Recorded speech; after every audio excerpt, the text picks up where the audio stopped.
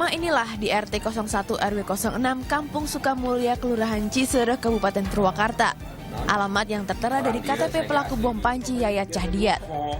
Namun ironisnya tak ada satupun warga yang mengenal sosok Yayat. Warga menduga pelaku hanya singgah beberapa waktu saja di rumah kontrakan dan tidak bersosialisasi. Kalau lahir di sini, saya juga kan pasti hafal, cuman itu nggak ada.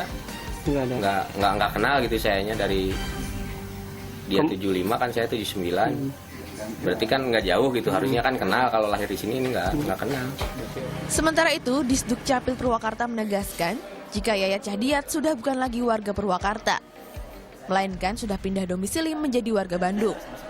Sejak tanggal 2 bulan 9 tahun 2015 dia mengajukan pindah ke Bandung. Jadi sekarang tidak lagi tercatat di dalam database kita sebagai penduduk Purwakarta. Intinya itu. Jenazah Yayat saat ini sudah berada di Rumah Sakit Polri Kramat Jati, Jakarta Timur. Tim dokter kepolisian mengidentifikasi jenazah untuk melengkapi penyidikan. Senin siang petugas Satlantas Polresta Bogor Kota langsung menggelar razia kendaraan mobil box di sejumlah pintu masuk Kota Bogor. Satu persatu mobil box yang melintas diperiksa barang bawaannya. Selain untuk menjaga situasi keamanan, Istana Bogor akan menjadi salah satu tempat pertemuan Raja Salman dan Presiden Joko Widodo. Ratusan petugas pun disiagakan di sejumlah pintu masuk Istana Bogor. Selain memperketat pengamanan, sejumlah persiapan menyambut kedatangan Raja Salman bin Abdul Aziz, Kota Bogor juga berhias. Selasa pagi, Istana Kepresidenan Bogor dipasang bendera merah putih yang mengelilingi pagar istana. Sepanjang jalan di Kota Bogor juga tak luput dari perhatian petugas kebersihan di semua sudut kota, terutama jalan di sekitar Kebun Raya Bogor. Rabu besok Raja Salman akan tiba di Jakarta dan mendarat di Bandara Halim Perdana Kusuma. Raja Salman dan rombongan akan langsung menuju Istana Presiden Bogor. Dia bungkusan kain yang isinya gula, semuanya dipersiapkan oleh panitia Masjid Muhammadan Pasar Gadang, Padang, Selatan, Sumatera Barat, Enji. Ya benar, dagingnya setelah semuanya siap, langsung saja bungkusan gula ini dibagikan panitia ke warganya. Lihat dari caranya. Caranya ya lempar-lempar gitu ya. Iya, ramai jadinya. Iya, kalau lemparnya kekencangan sakit juga kenanya mungkin gitu ya. Tapi kayaknya seneng-seneng aja nih dia. Ini dia tradisi serak gulo ya, Risaya namanya ya. Serak gulo, ya. Itu dia, ini dia niat baik warga yang digelar di Pasar Gadang ini ya. Tradisi ini diperingati warga keturunan India di Kota Padang merayakan Maulid Sahul Hamid.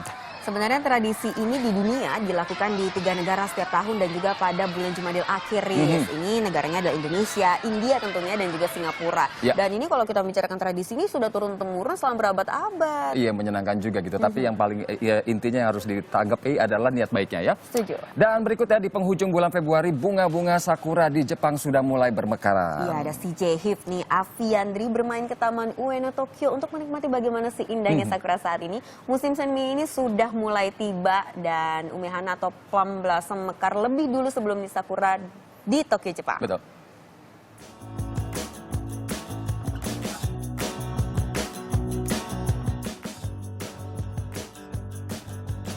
Musim semi itu biasanya akan bermekaran bunga sakura, tapi sebelum bunga sakura mekar itu ada yang namanya umehana. Umehana itu dalam bahasa Indonesia bunga ume. Musim semi tiba, bunga umehana atau plum blossoms mekar lebih dulu sebelum sakura di Tokyo, Jepang. Aroma harum bunga ume menambah indah taman di Tokyo.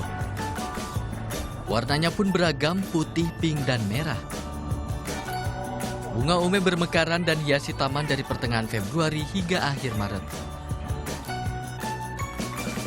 Selain itu di Taman Ueno Tokyo juga jadi destinasi para turis. Bunga sakura lebih dulu menghiasi kawasan taman ini. Para turis pun tak mau lewatkan momen berfoto dengan latar bunga sakura. Lokasinya yang strategis hanya 5 menit dari stasiun Ueno. Pengunjung bebas ke Taman Ueno kapanpun tanpa dipungut biaya. Ini adalah festival yang ditunggu-tunggu bukan saja bagi warga Jepang tapi bahkan dunia gitu yang memang rela datang untuk melihat itu. Dan kenapa Enji? Karena memang bunga sakura itu mekarnya hanya dalam waktu yang sangat sempit ya, itu 1 minggu sampai 2 minggu. Jadi pemerintah setempat bikinlah itu ya namanya festival sakura yang ada di Jepang. Benar sekali, salah satunya yang paling terkenal adalah Hanami Festival ya. Jadinya seperti piknik menggelar tikar, terus kita bisa makan siang sambil menikmati sakura, bernyanyi-nyanyi juga biasanya. Bernyanyi-nyanyi itu dia ya, walaupun memang tahun ini lebih awal ya datangnya ya. Benar sekali. Iya, dan selanjutnya warga Moskow, Rusia antusias padati lapangan merah untuk meriahkan festival pergantian musim dingin ke musim semi. Festival berjuluk Maslenitsa ini menghadirkan banyak sekali acara. Ini dari pertunjukan musik sampai ada tradisi makan bilni. Pasti kalian penasaran seperti apa kemeriahannya. Bayu Wicaksono dan juga Sadi, dan ini punya video selengkapnya hanya untuk Anda. Suhu minus 3 derajat di Moskow, Rusia tidak melunturkan antusiasme warga Moskow, Rusia untuk hadiri Festival Maslenista. Mereka padati lapangan merah akhir pekan lalu, bermain salju, menyaksikan atraksi sosok raksasa yang berkeliaran di sepanjang acara. Hingga yang jadi tradisi utama menyantap blini alias pancake ala Rusia. Hidangan ini wajib tersaji setiap festival Maslenista tergelar. Satu makanan tradisional Rusia, di mana blini menjadi salah satu ikon dari festival Maslenista. Festival ini sendiri adalah salah satu perayaan untuk menyambut datangnya musim semi dan mengakhiri musim dingin.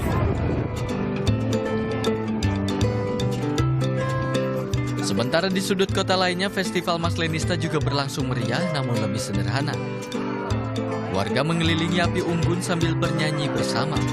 Beragam perlombaan antar warga membuat suasana kian hangat.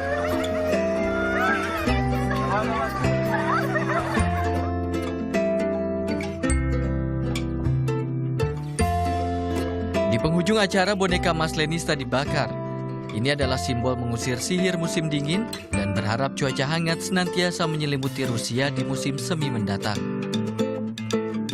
Festival Maslenista merupakan tradisi turun-temurun budaya pagan dan Kristen Ortodok untuk merayakan pergantian musim dingin ke musim semi.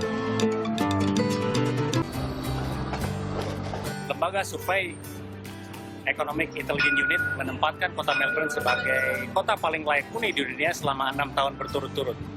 Salah satu faktor penunjangnya adalah tersedianya transportasi massal yang sangat modern dan terintegrasi. Bus, kereta, dan tram. Seluruh moda transportasi di Melbourne ini dapat dinikmati dengan layanan satu kartu yang terintegrasi. Dan satu kali bayar tiket untuk jarak tertentu sekitar Rp35.000. Nah, khusus tram, Melbourne memiliki jaringan tram terluas di dunia. 250 km rel ganda tram tersedia untuk menghubungkan berbagai sudut di kota Melbourne. Melayani lebih dari 24 rute, tram di Melbourne memiliki 1.763 stasiun dan beroperasi selama lebih dari 20 jam per hari. Manjakan turis, Melbourne juga sediakan layanan gratis City Circle Tram untuk mengantarkan para turis ke area Melbourne Central Business District. Nah, kece saya juga kira nih. liputan saya yang naik, karena buat juga. Betul, aku juga hampir bikin tapi nggak apa-apa ya. Yang penting Maika Ridwan Nur sudah kasih tahu dan memang di sana itu ada 35 City Circle gitu ya. Memang dikhususkan untuk bisa ke business district atau daerah SCBD lah kita bilangnya gitu. Di situ ada tourist destination dan segala macam. Kita bisa jalan-jalan juga Terus di sana. papan penunjuknya itu garisnya warna hijau yang gratis. Betul. Dan sementara ini di kota Guimarães, fasilitas publik jadi tempat untuk berkreasi juga, di mana pemerintah mengajak seniman dan mahasiswa untuk melukis halte. Jadi guys, di sana itu selain digunakan untuk warga, halte ternyata juga berfungsi sebagai tempat wisata. Ini dia ada liputannya. Direkam oleh citizen jurnalis Nur Rohman Wijaya dari kota Guimarães, Portugal nih tepatnya. Jadi halte bus ini menjadi spot karya seni di mana ada 17 halte bus di kota ini. Latarnya ini adalah lukisan seperti ini. Ya, jadi sejak Desember 2016, pemerintah kota Guimarães ini melalui Dinas Pariwisata dan Budaya mengajak mahasiswa seni dan artis membuat seni lukis di halte. Dan tema lukisannya menggambarkan kehidupan sampai keindahan alam kota Guimarães. asik ya, jadi cantik gitu. Dan untuk melihat karya di setiap haltenya ini bahkan ada turnya, Riz. Jadi tur keliling halte seni yang menggunakan bus, lengkap juga dengan pemandunya seperti yang ini. Untuk turis cocok sekali. Iya, dan ini bukan hanya turis juga, ini Instagramable gitu. Yes. Jadi buat di foto, di posting keren lah di sosial media juga. Benar sekali. Sekarang kita masih akan jalan-jalan keliling ke negeri Eropa. Nah, kalau kita bicara Eropa, Jerman salah satunya ya adalah negara yang ramah pesepeda. Mau bukti? Ini kami sajikan liputan Citizen jurnalis Ade Sudaya. Kita akan lihat, Riz. Iya, langsung kita lihat ini dia videonya. Pesepeda bisa puas nih naik kereta gitu ya untuk menuju kota manapun dengan nyaman dan aman. Benar. Di Jerman tidaklah sulit. Bawa saja ke dalam kereta api. Yap, sepeda punya tempat tersendiri di kereta. Bahkan gerbong khusus disediakan bagi pesepeda agar bisa melakukan perjalanan jauh antar kota. Seperti di stasiun kota Munich, Jerman. Penggunanya tak hanya pekerja dan pelajar, melainkan juga menjadi pilihan hemat para turis demi berkeliling kota di Jerman dengan aman dan hemat. Pesepeda wajib taati sejumlah peraturan, seperti hanya memasukkan sepeda di gerbong kereta antar kota. Kemudian hanya bisa menaiki kereta di luar jam sibuk dan wajib membayar tiket gerbong khusus seharga 2 hingga 4,5 euro atau berkisar 35 hingga 63 ribu rupiah tergantung jarak tempuhnya. Teristimewa di hari libur, sepeda bisa menaiki kereta sepanjang hari. Bagi pemilik sepeda lipat, tak perlu naik gerbong khusus. Sepeda cukup diletakkan dekat kursi, layaknya membawa bagasi. Di Jerman lengkap tersedia parkiran sepeda yang aman dan dekat dengan lokasi strategis. Wah, dan sama seperti Jerman, pemerintah Inggris juga memperhatikan benar nih nasib para pesepeda ya. Jadi mereka juga bisa membawa sepeda dengan aman dan nyaman ke dalam gerbong kereta. Nah, ini selain gratis, warga bahkan juga bisa memesan gerbong sepeda ini secara online, jadi lebih gampang. Kasih Melanie punya videonya untuk Citizen jurnalis. Para pesepeda di Inggris bebas membawa sepeda mereka masuk ke area stasiun kereta. Karena pemerintah Inggris menyediakan gerbong khusus pesepeda. Tidak dipungut biaya, pemesanan gerbong sepeda dilakukan secara online sehari sebelum keberangkatan.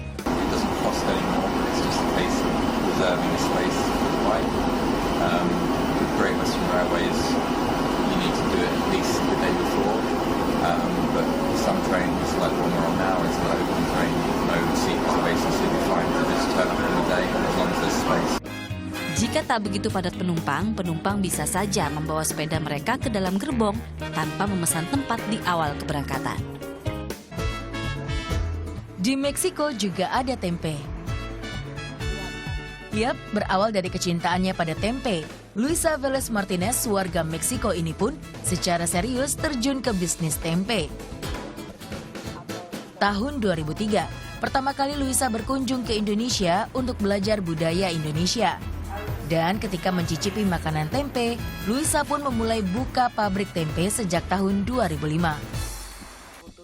Dibantu Rustono, seorang pengusaha tempe di Jepang yang menginspirasi Luisa untuk membuka bisnis tempe di Meksiko.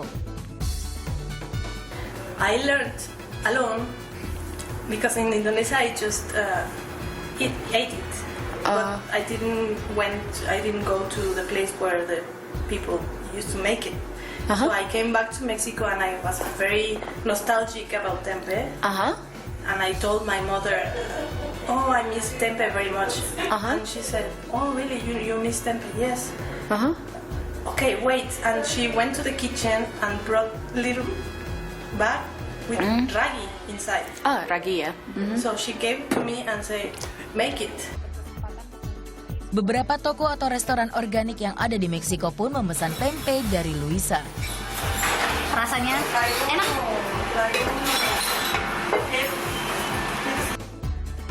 Harga tempe yang dipasarkan di Meksiko untuk ukuran 500 gram dijual Rp65.000. Sedangkan ukuran 250 gram dijual Rp35.000. Sudah hampir 12 tahun menjalankan bisnis tempe. Pemasaran produk tempenya telah meluas hingga ke beberapa negara yang ada di Meksiko.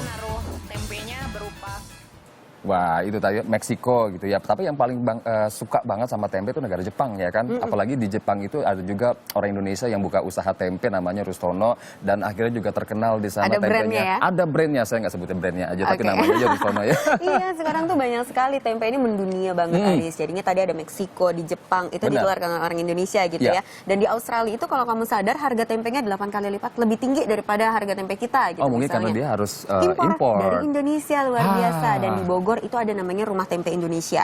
Jadi melatih bagaimana orang-orang yang datang turis itu untuk melatih pembuatan tempe. Beberapa waktu yang lalu tuh orang Vietnam datang ke sana untuk belajar untuk membuka produksi tempe yang ada di Vietnam juga gitu. Belajarnya di Indonesia. Iya, belajarnya dari Indonesia tapi status tempe itu juga harusnya diakui oleh Indonesia gitu ya.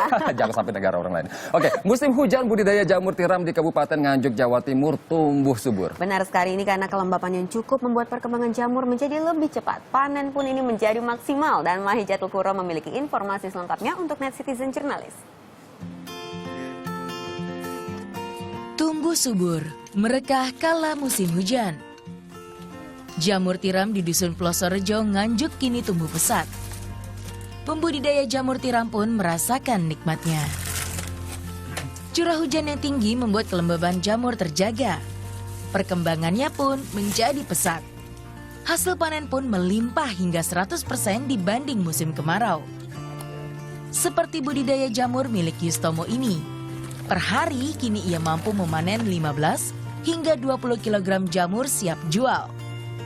Meski begitu, Yustomo tetap harus mengatur kelembapan dalam ruang jika hujan terjadi 4 hari berturut-turut. Suhu ideal yang dicari antara 16 derajat Celcius hingga 24 derajat Celcius. Kalau hujannya tidak terus menerus itu biasanya lebih bagus. Jadi maunya jamur itu panas hujan itu untuk mengatur kelembapan. Tapi dengan kondisi saat ini gimana? Ya sekarang cukup lumayan, cukup bagus. Hasil panen kini pun sesuai dengan harga jamur di pasaran yang meningkat. Dari Rp10.000 menjadi Rp13.000 per kilogram. Yustomo pun kewalahan memenuhi permintaan jamur yang meningkat setiap harinya. Harganya stabil, cuaca yang mendukung, ini wajar aja kalau seandainya labanya ini bisa belasan hingga puluhan juta ya Risa sekali panen. Iya, karena produksinya juga banyak gitu kan. Dan ini yang menjadi highlight juga di bawah, ternyata jamur tiram itu manfaatnya bagus juga buat tubuh. Itu dia buat meningkatkan imunitas tubuh dan juga mengendalikan kolesterol yang jahat gitu. Itu diantaranya gitu manfaatnya ya. Karena itu kalau mau jalan-jalan ke Nganjuk, oleh-olehnya jamur tiram aja, produksi dalam negeri, Riz. Produksi dalam negeri. Nah, selanjutnya kita akan bicarakan mengenai limbah, yang karena limbah ini tidak selamanya menjadi sampah. Karena di tangan Saipudin, dia adalah warga Bintan, limbah drum minyak ya disulap menjadi aneka sofa yang kekinian pasti. Betul, Eji, dan sofa limbah drum ini bahkan diminati sama pemilik kafe dan resto kekinian. Dan tema industrial itu menjadi hit sekarang ini, menjadi kece. Kita punya liputannya dari Muhammad Kurniawan untuk Anda.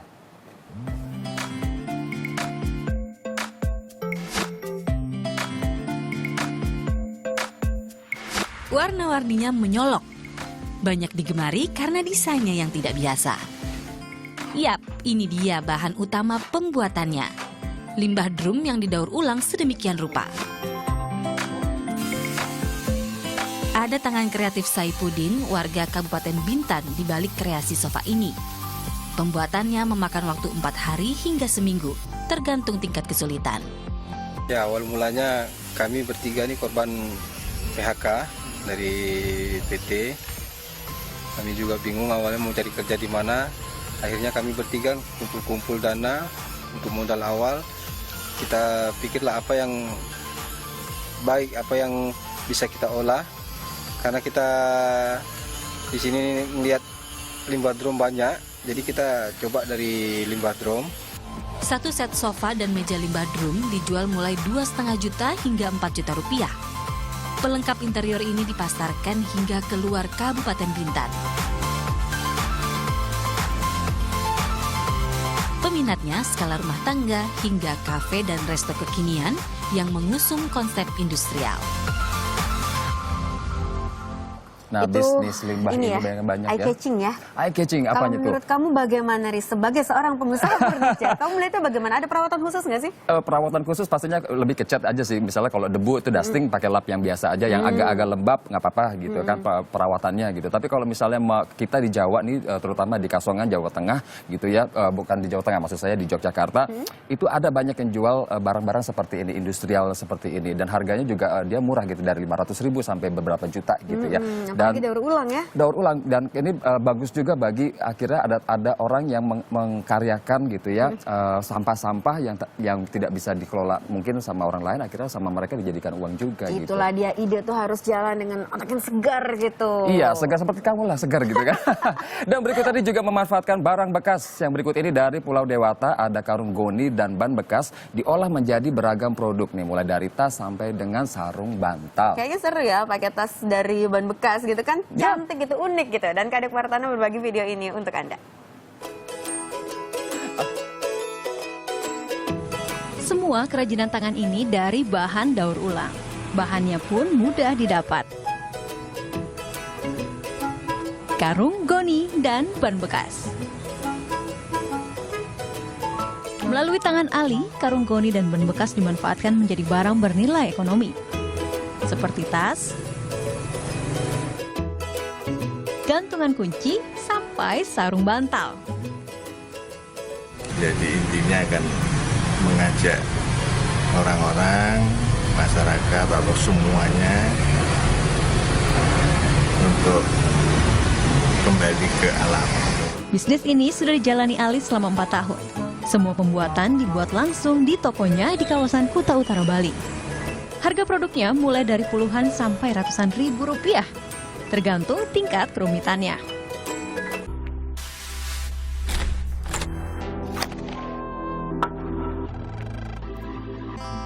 Rasanya seperti di dalam penjara, mulai dari pintu masuk sampai suasana di dalamnya. Tapi ini bukan penjara sungguhan, melainkan tempat untuk menikmati santapan mie, alias kedai mie rampok di Kota Batam. Tahanan baru. Saat ini saya berada di Mie Rampok Batam. Ini salah satu konsep kafe yang keren banget. Seolah-olah kayak di dalam sel tahanan, dan semuanya selnya ada beberapa macam, itu tergantung tahanannya. Dan menu utamanya ada mie goreng dan nasi goreng. Mau tahu gimana? Kita datangin yuk setiap sel di ruangan ini. Kostum pelayan di sini juga bertema penjara. Sampai penulisan menu dan area makannya bertemakan kejahatan, seperti korupsi dan narkoba. Kalau menunya ada mie rampok, jambret, dan tema kriminal lainnya.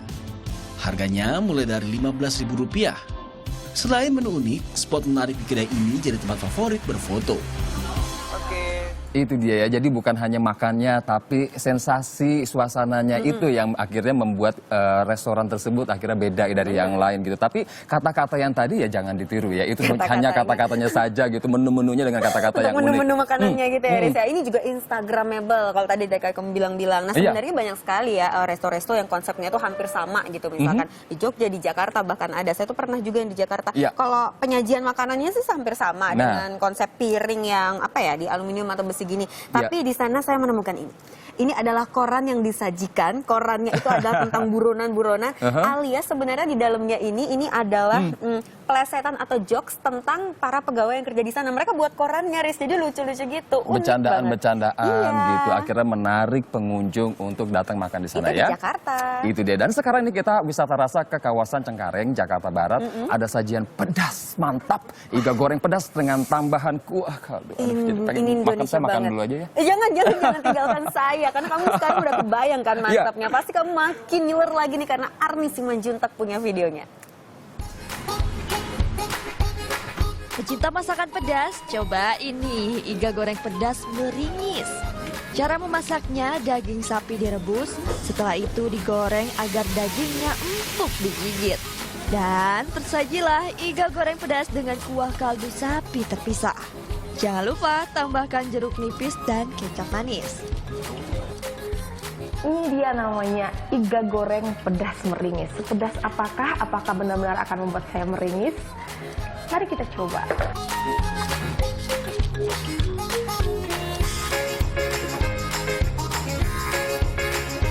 Menyantap satu porsi iga dibanderol Rp30.000. Kedai terletak di kawasan Ruko Diamond Boulevard, Jalan Kapuk Raya Cengkareng Timur, Jakarta Barat. Kedai buka setiap hari mulai pukul 7 pagi hingga 11 malam. Aduh, bener-bener sampai meringis. Saya ngeliatnya juga hidung saya keringetan gitu, karena kebayang pedesnya itu gimana pedes gitu ya. sambelnya ya. Nah, tadi kan kamu udah kayaknya membayangkan yang pedas-pedas. Ya. Kalau gitu sekarang kita ngadem aja dan berburu kuliner ke Kota Kembang, Bandung. Di sana bukan makanan Sunda, makan lalap sambal lagi, Aris ya? Bukan ya? Bukan. Kita akan melihat Reza Dalimunte yang mencicipi menu ala Italia, tentunya nih Mamma Mia. Mamma Mia, dan bukan sekedar pizza atau pasta ini Angie ya. Restoran ini membuat menu yang memadukan menu Italia dengan bumbu khas Indonesia. Resto ini mengusung tema Italia untuk segala sajiannya. Pizza dan pasta sudah pasti jadi menu andalannya. Namun ada satu menu berbau lokal yang membuat saya penasaran.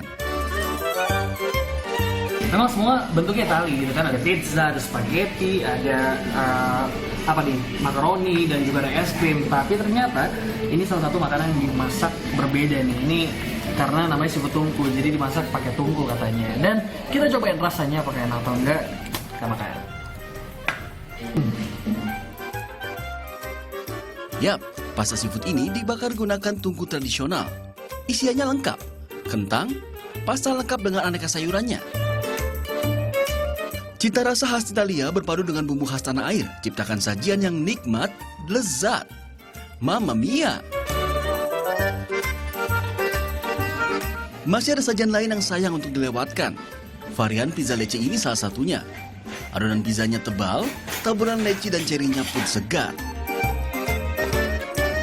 Cafe juga sajikan hidangan penutup beragam. Es krim 3 rasa hingga banana split yang jadi favorit. Semua sajian menggugah selera ini bisa disantap di Cafe Milan yang terletak di Kota Kembang, Bandung. Harga makanannya dibanderol mulai Rp15.000 hingga Rp45.000. Buon appetito!